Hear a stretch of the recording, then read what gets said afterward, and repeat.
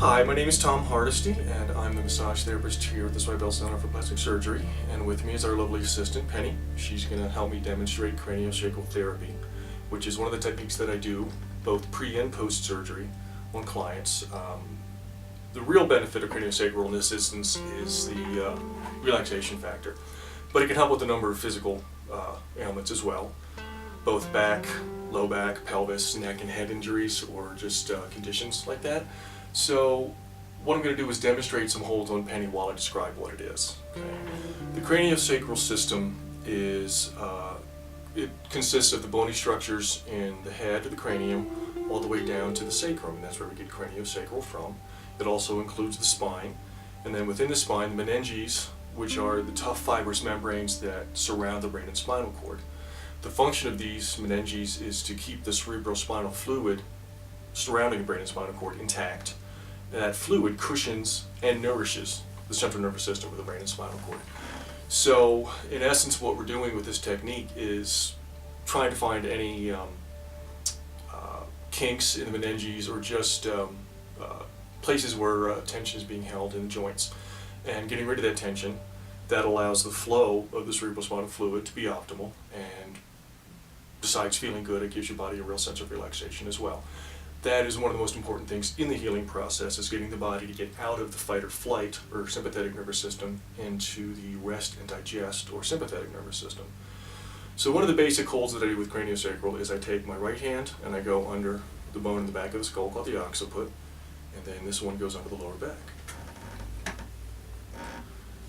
And as you can tell, it's very non-invasive, and there's no movement involved. It's a static hold.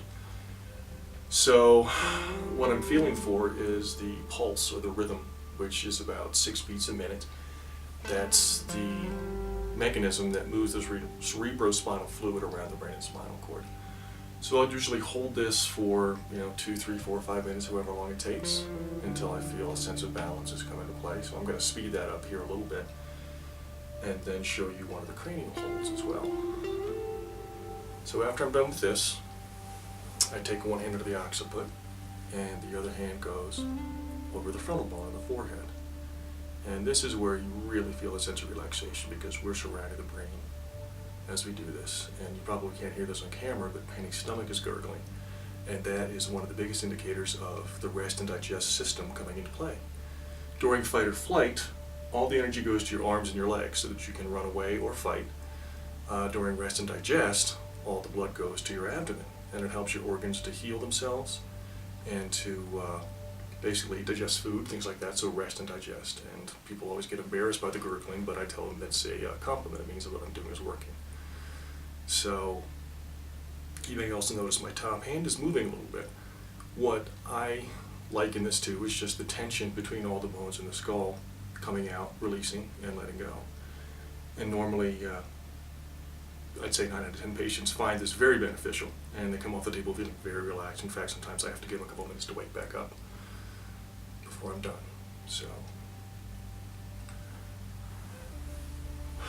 So basically, like I said, this is more relaxation than structural, but there is a structural benefit to it as well. So